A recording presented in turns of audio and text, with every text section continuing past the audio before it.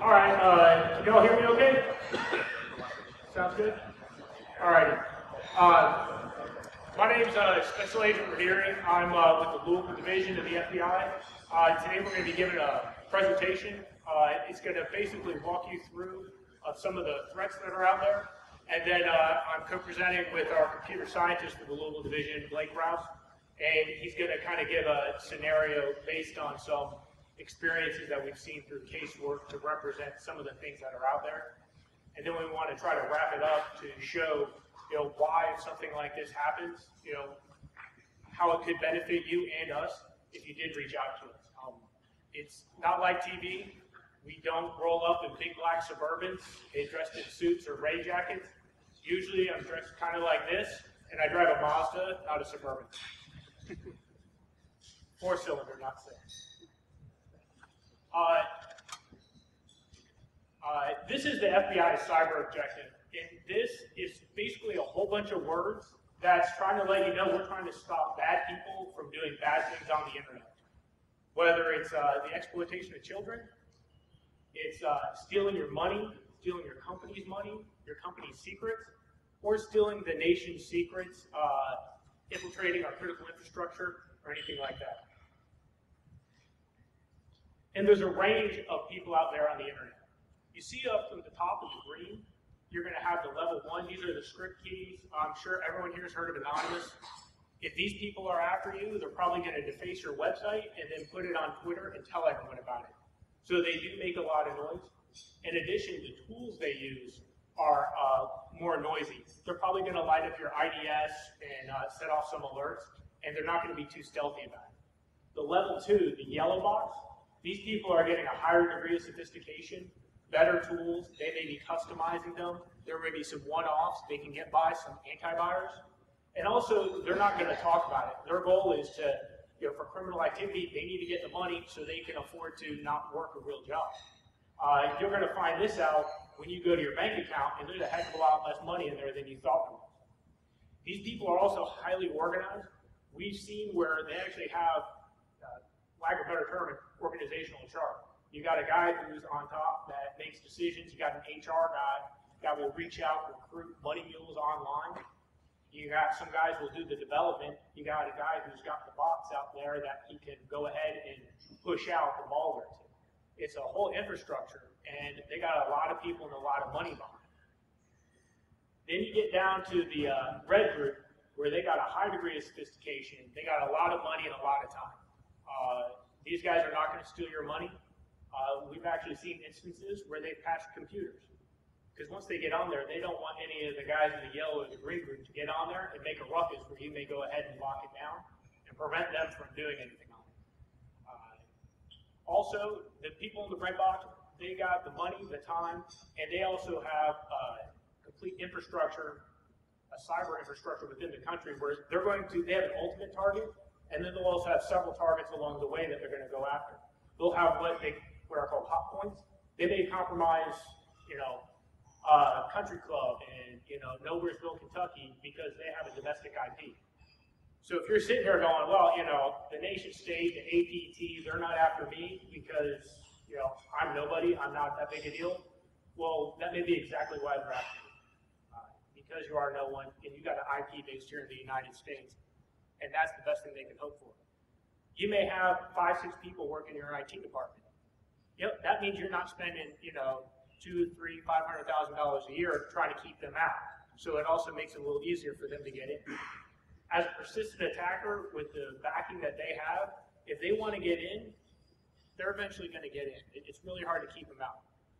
Another target that they'll go after, aside from the ultimate target, is also associates, business associates that have a relationship with the ultimate target.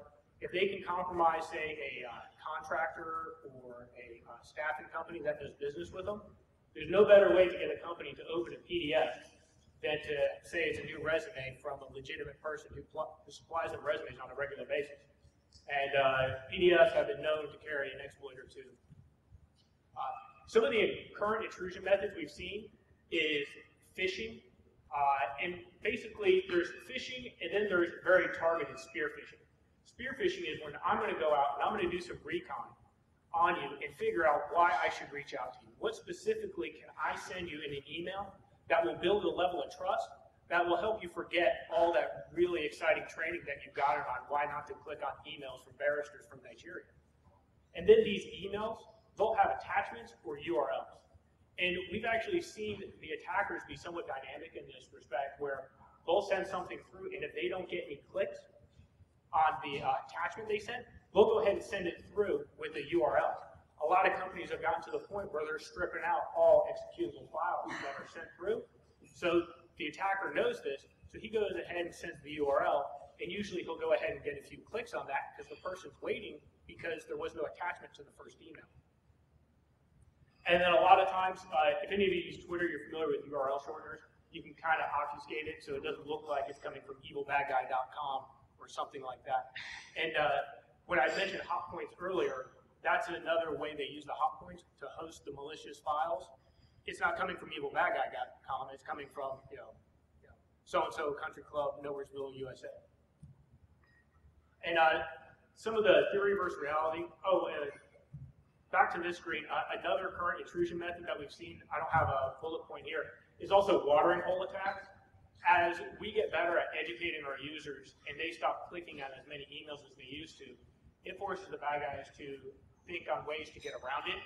And watering hole attacks are something we've seen an increase in just the last year. They will identify their target, and then they will identify a website that may be frequented by that organization or employees that are affiliated with that group. They'll compromise this website in a way that just by a drive-by download, they can compromise the computers there. Essentially, this means just by the sole fact of visiting a website, you can go ahead and get compromised. So if you say if you wanted to get 18 to 35-year-old males in the United States, you would have to do a fantasy football site, and you would get just about every guy in this room named. And now for the theory versus reality. You may be patching your Windows systems and keeping them up to date, but what about your third-party applications? Adobe, Microsoft. Has anyone not used Word, Excel, or Outlook in the last week and not been on vacation?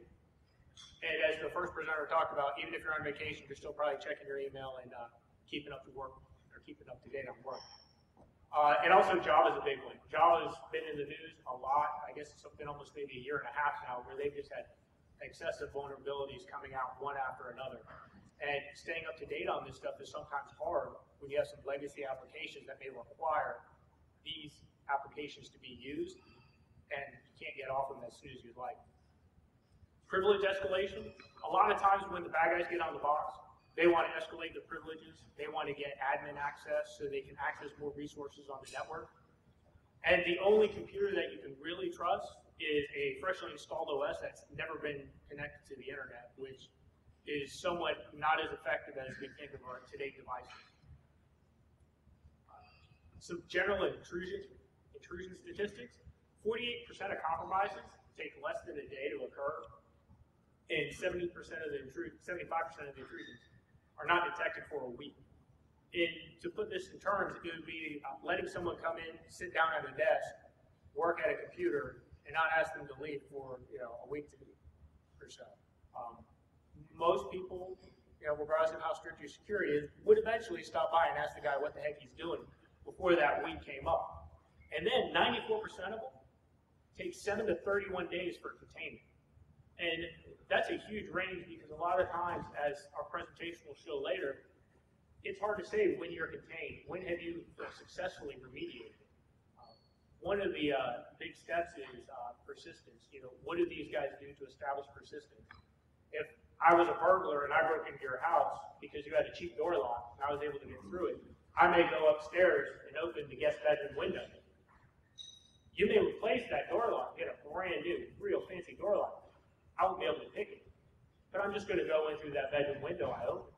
I've established a level of persistence to get into your house that's going to allow me easy access to it that you won't be monitored for. And here are some of the general steps of the compromise. And we're going to walk through this in an actual scenario that Blake put together. The initial recon. I can recon your employees using a site like LinkedIn, Facebook, or maybe some job sites. Another common one is for the development community. People will post a lot of information on forums. It's like, hey, I have this problem with SQL Server or this Oracle. And then now, if I'm looking at there, I know what organization uses for their database. Or if they're posting stuff on .NET or whatever, I can determine what kind of website they're on. Or I can recon your network. I can use whois, determine what's your domain, where is it hosted, your MX record, and stuff like that to get an idea of the footprint of your public-facing IPs. And then there's the initial compromise. I talked about the two most common methods, which are the drive-by downloads and the spear phishing attacks. Both of these are using things that you trust, a legitimate website or an email from someone you believe to be someone else, not be the bad guy, to get you to do an action, click on a file, or just visit the site that'll allow them to get access to it. And then once they get access to your network, the first thing they're going to want to do is establish a foothold. They worked hard to get there. They see a value in your website or your organization, so they're going to want to make sure if something happens that they can go ahead and get there. So they're going to escalate the privileges, and that can allow them to move around the network to get difference to other machines. They may be looking for that database server, that domain controller. They may be looking for the shared file repository. And some organizations, I may not even need to escalate my privileges to get to that shared server. I could get to the accounting people's records just from me and the non-accounting department's permission level. And once I escalate my privileges, I start doing my recon. I start looking around for what I'm ultimately after. If you are my target organization, I'm going to start looking for maybe your plans, your database files, your financial records. If I'm a criminal, I may be after the PII data, personally identifiable information. People earlier were talking about all the compliance levels. All those compliance organizations, or I don't know what they're called, compliance standards, are there to protect certain types of information. That information is usually of value to an attacker and can hurt the people that the information belongs to. And then moving laterally. When they start moving laterally, that can be to access the information they desire or to establish the persistence. They give them the back door to get in. If I find the initial compromise happen on my box, they're going to take that box off the internet. They'll probably do forensics on it, image it, put a new, fresh install the OS on it before they put it back on the internet. So they're not going to have any access to that box whatsoever. So they're going to want to have another machine somewhere in the network where they can go ahead and get back in. I already talked about maintaining persistence and then complete the mission. This is one that is really interesting because so much focus is put on detecting the bad guys as when they send us the email, when we get infected, when they escalate their privileges and do all this stuff. But the one thing that's important to remember is that's only part of the game. That's half of their mission. This last bullet point is actually a huge portion of it. That's actually completing the mission, which is I need to get that data out. I need to exfiltrate the data. It's great I find all this information, but how do I exfiltrate it? And it's important that you remember to look at your networks for not just malicious stuff going in, but what strange stuff is going out that is non-standard. Usually do you have SQL queries being run from remote locations at 2 o'clock in the morning that aren't part of a month-end batch process or something like that. And this is the scenario I talked about. Blake's going to walk you through it. It's based on actual events, and he's going to take over from here. Hi everybody, I'm Blake Rouse, computer scientist at the Louisville FBI. I put together this scenario to kind of give you an example of events that we see. This is a fictitious scenario where we put different events together that we've seen from companies to give you a broader range of what could happen and what they normally do. I hope it's interesting to you. I hope you can learn something of it and get some ideas of the bad guy. So like I said, based on actual events, it was ran in a sandbox environment, so these were computers that I controlled. It wasn't like I was actually going out there and finding computers on the internet and hacking them. So definitely not doing that. So in this scenario, it's going to demonstrate 3 techniques: drive-by download, spear phishing, and establishing persistence And then we're going to walk through what the FBI, how the FBI could help in this scenario if it was your company that was got attacked. So the first step, like Joe said, is the recon step. In this scenario, the bad attacker identified the target company, identified the company's website, and locates a web form to apply for a job. Okay, so this company has a web form where they can get on and say, if you're interested in working for our company, please submit your resume. And I would be, and basically they're saying, I'm interested in the job, please take a look at my resume. The person that's doing this attack already has an operational platform in existence. They have a command and control server and a web server to host malicious applications. Okay, so already on the internet they have this basically infrastructure that Joe was talking about that they use in this attack. So this infrastructure normally exists in the United States through other compromises. That way it's not a trigger on your network or things like that where you're looking for foreign IPs or just other countries that you say, oh, it's kind of random that someone from Africa would be visiting our site. You know, we mainly only do business in the United States.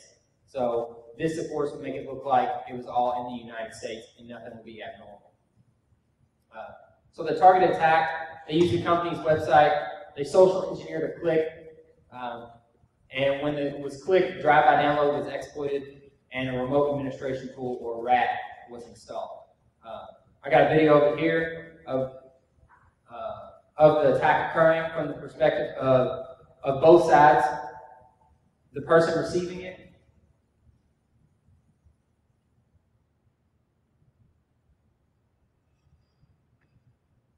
so this here is, this email on the right is what the HR person would receive.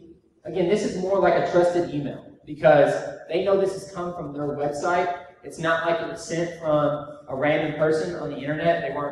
They were used to getting these emails where people have these resumes. In this case, the person said, you know, I didn't really submit a PDF. I have a resume website where I keep all my information. If you just visit this website, you can view all my information. Okay? So, it's been stripped down just to give you an example. So normally there would be more information, of course, in the email. But so this HR person receives this email, basically just has their first, last name, and then, of course, they put a comment in, and then there's the link, right? So it says my resume site. They did a nice HTML look to it, so you don't actually see the real link that it's going to. Again, if you did see the real link that it was going to, it would just be a website. There wouldn't be anything weird about it, and the website normally would exist in the United States. So you can see here, as the person is reading the email, they're going to go over here and click it.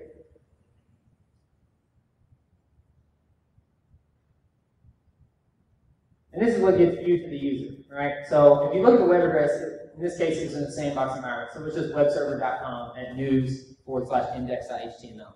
Nothing weird, other than the fact they were going to view a resume and they got to a news thing. And this is what they view. Most people would say, okay, maybe the website's broken, no big deal.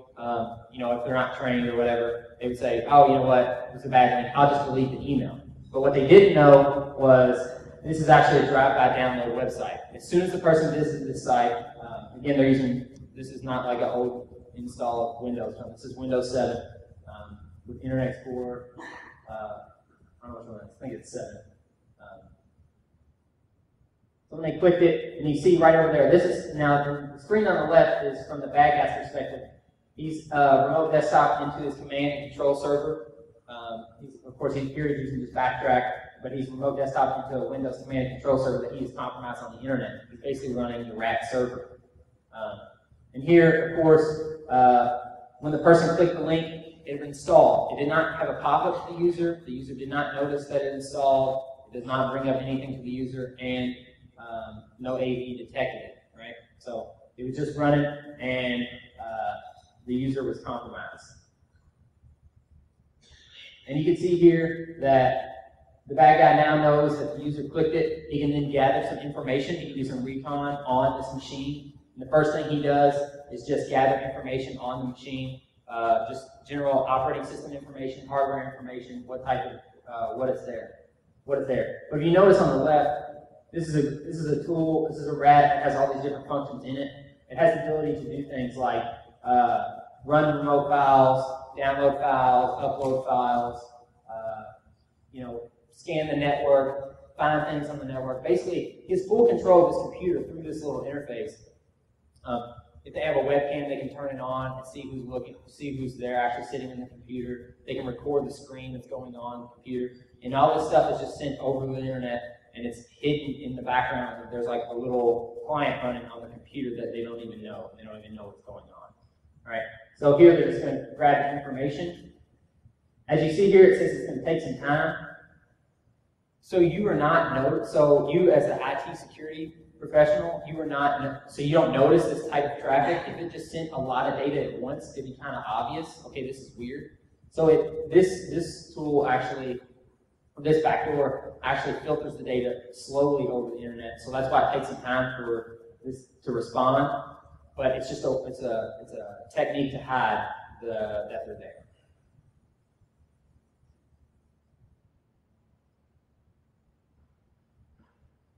And there it is. So I pulled up the information. In this case, it's showing the host name, the operating system. This one was run service pack 1.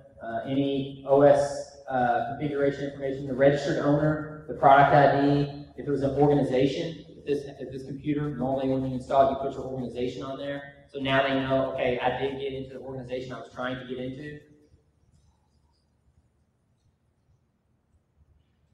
And then, of course, you could scroll down here and it shows all kinds of different things, like the network part information, what the current IP address is. There you see IPv4 and IPv6 address, the DHCP server address that sent the response. So if I want to maybe look at that server and get information on that, I can easily do that. All that information is there, and all I did was click grab system information.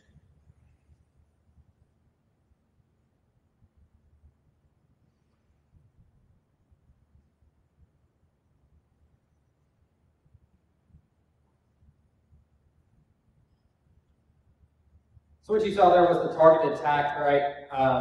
Again, they used the company's website to send it. They social engineered the click. The drive-by download was executed on the machine without the user knowing, and the remote administration tool was installed, and they were able to use that to access the computer. So the next thing they're going to do is they want to establish persistence. So the first thing they're going to do is use the alternate means of communication. Okay. So currently, this rat did command and control to one server. In this case, he's going to do command and control to another domain. This domain, end result, points to the same web server, but it's a different domain. So if you do capture the initial compromised first domain, you will not notice the second domain. Chances are they'll even use another compromised web server to establish the persistence. So even if you check by IP address, it is a different IP and you're not noticing it. Right? The way they get the compromise across the network, they use the trusted files, right? Alternate means of compromise. This computer that was infected was connected to a company's network, and it had access to a network file share, right? Everyone used it in the organization to put file links on. In this case, it was just a simple network file share with 2 files, right? But everyone used these files, had information about the company that people had. They downloaded these files and modified the files. Put the installer, the rat installer, in those files and re-upload the files. So when you open the file, it still looks the same. You're none the wiser. You're used to opening this file. The file looks the same. It is basically the same file, except for the fact that when you clicked it, it did execute a program on the computer and install the rat in the back door. So using that additional domain allows for identification of the initial compromise without losing the access. So chances are, if someone did say, oh, you know, I did click this link, it was weird, but, you know, I just dismissed it. They can say, okay, let's go back and look at it. Let's see what it did to your computer. They get the initial domain, but they do not get the second domain.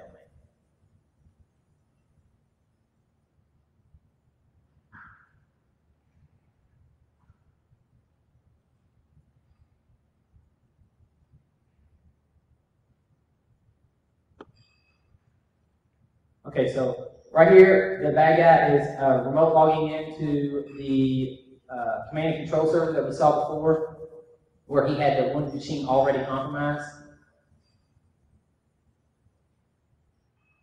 So there it is. He's already got that machine compromised.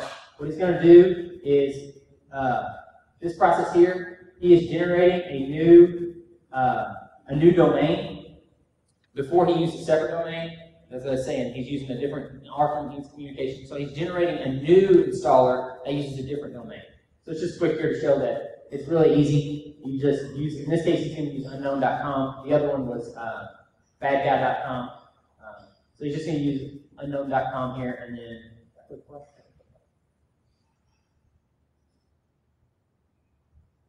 he's going to pack it and then generate this embedded.exe.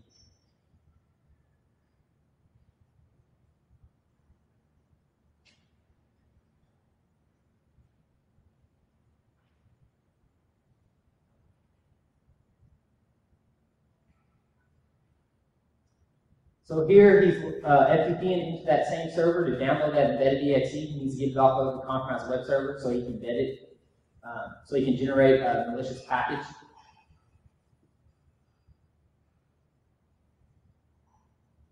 So as he logs in here, he does the command git embedded.exe. That's the exe that he just created. So now he has the embedded.exe. He's going to generate a PDF file that can be used to replace those other PDF files that would generate compromise.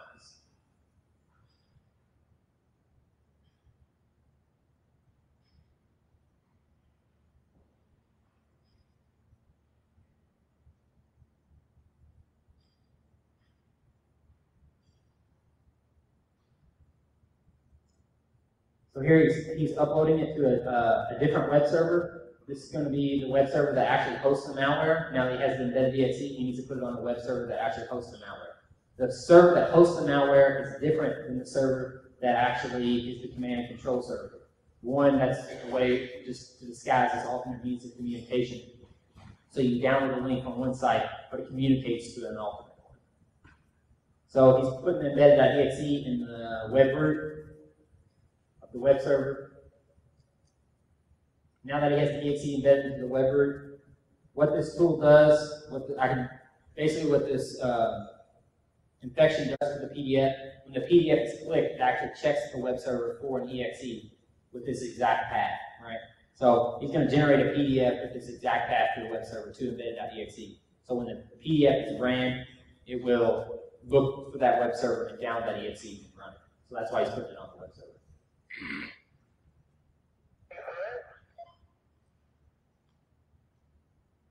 So now he's going into his weapons directory. He's going to weaponize the PDF with the new exe. There's the source PDF and the new PDF, embedded.pdf. And the source PDF, of course, is the PDF that he downloaded. We didn't show that part from the network using that RAT tool. He downloaded that PDF and put it there.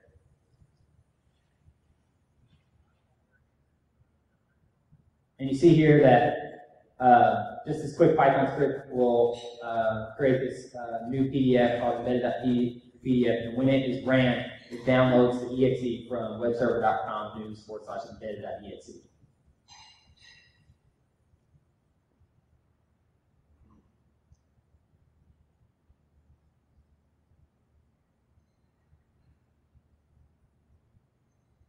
Now he's going to place this PDF on the compromised command and control server, so he can then use the RAT to upload it to those systems on the file share. So he just transferred it to the command and control server using FTP. Now he's done with this, he's going back to here. He now knows he has the file on the command and control server. He's going to go, here he's just going back, he was already in it, but Z, it was a network map drive. Z is normally the network map drive. By default on Windows, if you map network drive, it selects Z. But there's a network map drive that he recognized, and there's these two files on it, account information and another file .pdf. And remember that on the command and control server, he now has another PDF called embedded.pdf. He's simply just going to rename that embedded.pdf to these two files and replace it. So when you double click on it, it will run and you think it's another file or another information that you're used to clicking on.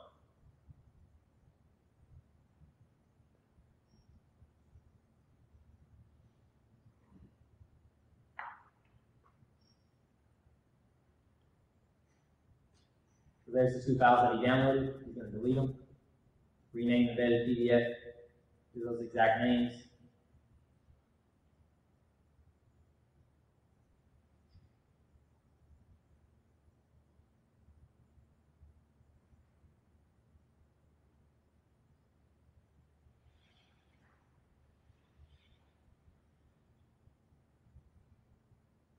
So now he has his 2 files. They're now malicious PDFs. He's going to go to the directory on his local machine. The window on the left is his machine, and the one on the right, of course, is the one with the rack installed in the back end. He's going to delete the 2 files and then transfer the new files over. Now you see on the remote machine it had 2 new files in that share. The share no longer holds the original PDF files, and now holds the infected PDF files. And now the company will, users of the company, when they go to check that directory that they're used to using to access these PDF files, will be used to it. And they'll double click on it, and now he's established persistence in the network. So if the initial compromise is checked, these other machines will stay running. And if there's no logging on the file share or anything like that, where you know that these people clicked it, you're on the wise. Because again, it's a trusted area of your network. You're used to people clicking files on the file share. You feel like it's okay, they won't be infected, but now this file share is infected. And now people can click on it.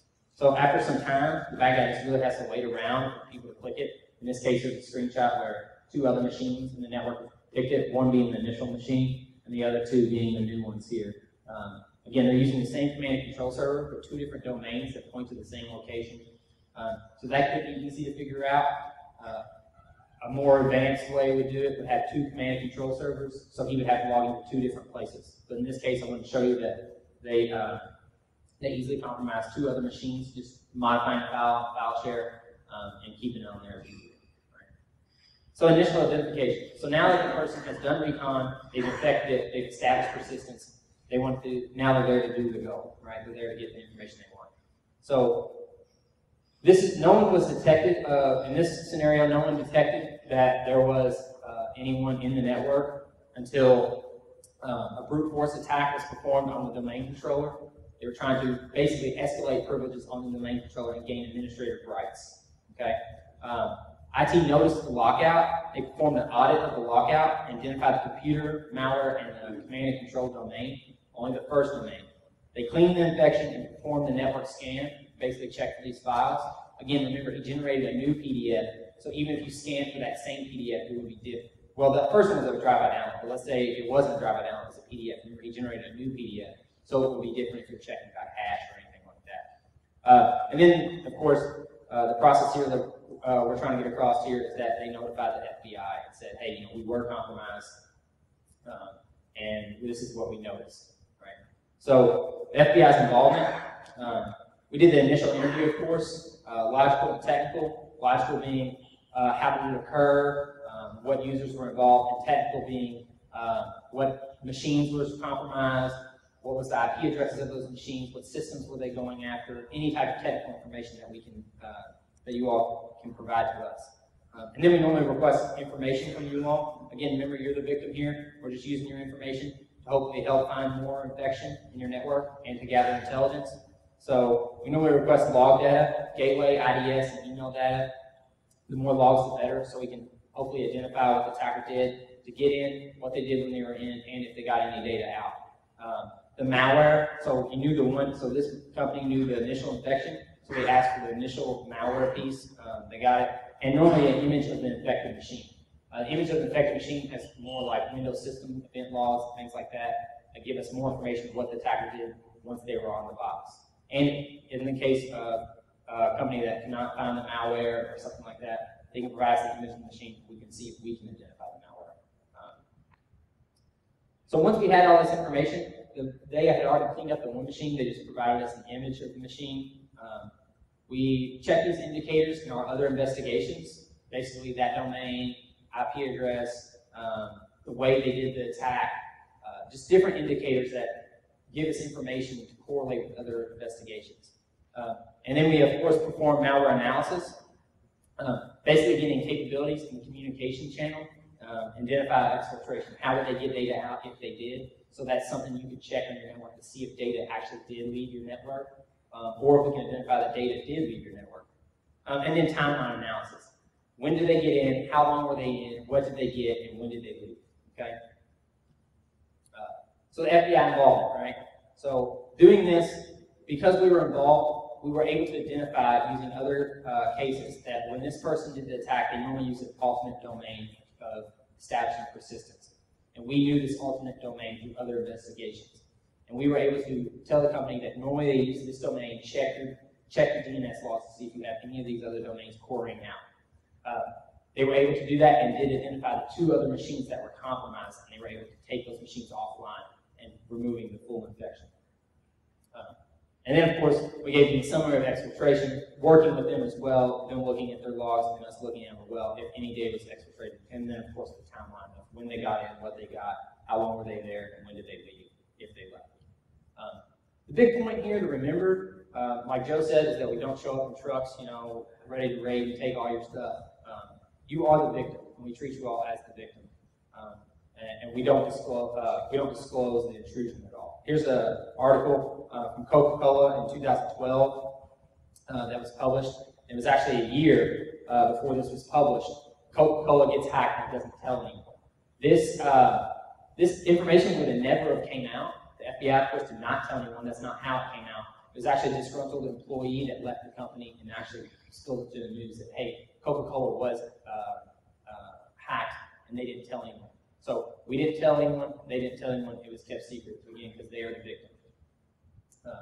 And then, of course, if you are the victim, you can also help us to work towards prosecution. In the case that it's a criminal case and you want to prosecute, you can work with us, and we will work with you to prosecute the attack. And that's all I got. Of course, that's mine, Joe's information there.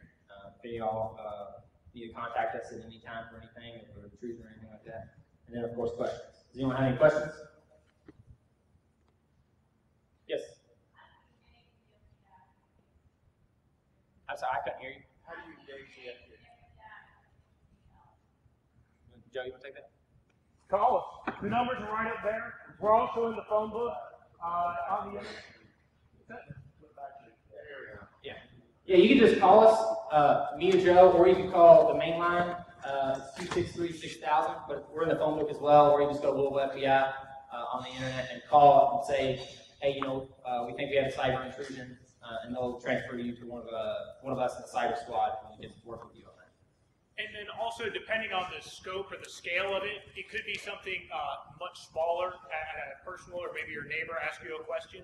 There's also a website called ic3.gov. We use this to help correlate a bunch of data. A lot of people lose money due to a eBay scam or $500,000 here, which is much lower than a threshold that the U.S. Attorney wants. They'll take this information, collate it all together, and then assign it to a field office to investigate, as they take a whole bunch of indicators, whether it's emails, IP addresses, that match to tie it to one actor. Anything else? Any other questions? In the dashboard that we showed before, when the user log in, the hacker log in as administrator. Is that administrator on this machine? Yes, that was the administrator of the compromised command and control server, not the compromised server that was running the RAT. So he had already compromised the web server on the internet that basically just hosted a website, and he had root access to that box, or administrator access. So that's why you saw him log in as administrator. He was not logging in administrator to the machine that got compromised in the company. He was using the command and control server to access that information. They call it password. Right? So that actually get the password. That's the thing they compromise you on the web server? Yeah, he compromised the web server and either knew the password through brute force, reverse hashing, or he changed the password once he got in, or whatever it was. But that was just the command and control server. That's just showing his infrastructure that he's using to compromise. The machine that was compromised at the company, he does not require a password to access. Yeah, there was definitely a compromise prior to what we demonstrated. That infrastructure that, Millersville, USA compromise that took place, they like to get access to web servers. They have decent bandwidth. Sometimes there's a lot of them that are not regularly patched or maintained that well, and people don't pay that close of attention to them. A lot of larger companies will, but that's the type of server in this scenario that. Yeah, smaller companies or smaller web hosts, they'll basically, they'll lease out this space for someone to rent. They'll put up their static brochure website, and they'll be there for 5 years, and they never worry about it. They never touch it. And they don't modify the website any way that you would notice that it's compromised. So it's easy for them to use that as a point to communicate. And also, if you're at a large organization, do you know for sure how many web servers are on your network? Because you may be maintaining all the ones that you're aware of, but are you aware of all the ones that are actually up and running? They have a tendency to show up from time to time. Policies on that side. Anything else? What about the use of proxies? Does that mitigate anything? The use of proxy would definitely help mitigate as one, depending on how you're using your proxy. If you're, of course, blocking, only allowing certain sites, that would, of course, stop the communication here. But once an infection occurred, those don't normally follow proxy rules. So it depends on the type of malware. If the malware says, I'm going to follow the Internet Explorer proxy rules, it might need to do that to get out. Because, of course, this malware communicated over HTTP protocol, so it would need to get out somehow. Because normally, if you're running a proxy in your network, you don't allow HTTP traffic out unless it goes through the proxy. So the proxy, of course, is one way, of course, also for log analysis of knowing exactly what came out and what's communicating on the network for web traffic. So yeah, proxy would definitely help. Yeah. So now I know you said that the FBI never tells or shares information, but if you've got an entity that says is governed by certain regulatory restraints, do you assist them in reporting their evidence to parties? Well, I mean, if you're required to report, I mean, you're going to, make the contact yourself. By contacting us, it does not constitute having notified the appropriate authorities for, loss of, if it's HIPAA or whatever you're under the guidance of. You would still need to do that. We wouldn't, stand in your way or anything, working on that. Does that answer your question?